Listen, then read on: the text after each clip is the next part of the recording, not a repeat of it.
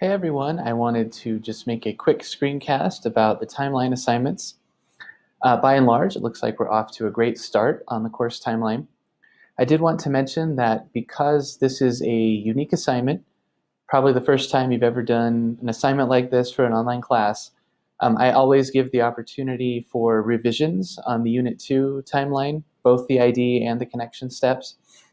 So based on the feedback that I'll be giving you over the next couple of days when I'm able to really get in there and provide some grades, you can then uh, do revisions of your timeline assignment in order to earn up to full credit.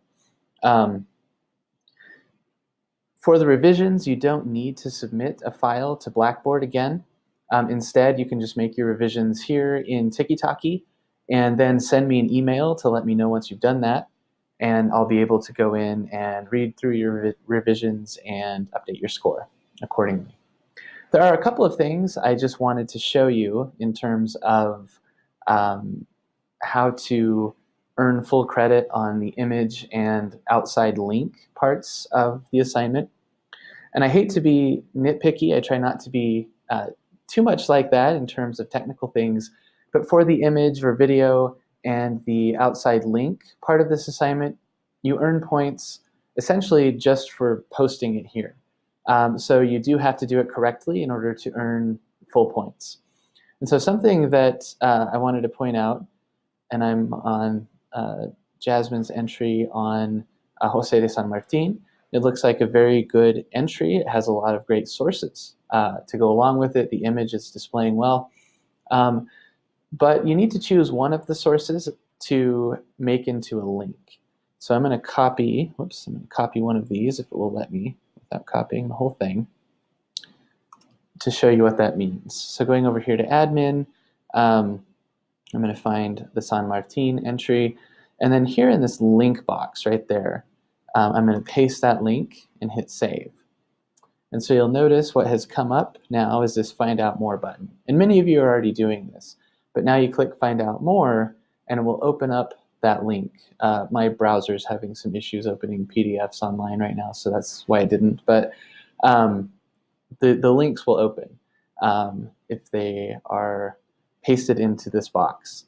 So I'm going to actually revert what I just did here. Whoops, go through, click save, so that Jasmine can have the opportunity to come back in and fix that one. Something else that I wanted to point out, let me go over here to, let's see if I can find it. This one on Pablo Neruda,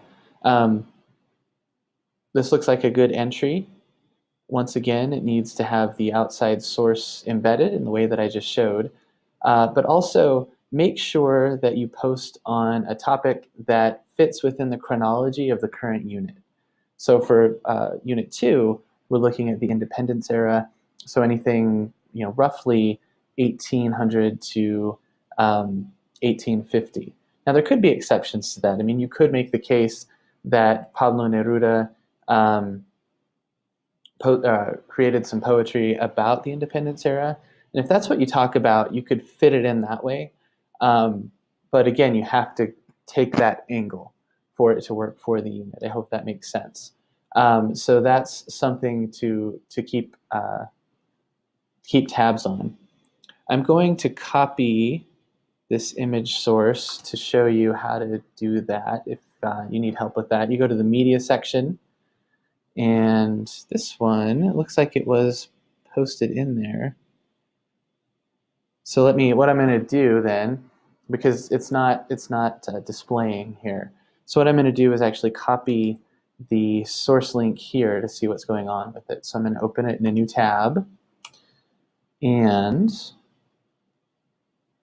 it gives me the San Martin image. I'm not sure why that one came through in here. So what I'll do instead is, this looks like a Pablo Neruda, the one that was put in here. This one's strange. I'm not quite sure what happened here. And every now and then something strange does happen. So what I'm going to do then is post this picture here. What sometimes will happen with images is that you will grab the URL up here, and if it's not just an image, but if it's an image that's embedded on a web page, you might grab the URL for the web page rather than the URL for the image itself.